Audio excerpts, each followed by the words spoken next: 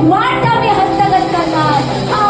हा महिना जो आहे आशीर्वादांना घेण्याचा महिना आहे. हा महिन्यामध्ये मी कुठलीही टंचाई पाहणार नाही. या महिन्यामध्ये मी कुठलीही कमतरता पाहणार नाही. या महिन्यामध्ये मी कुठलीही अडचण पाहणार नाही.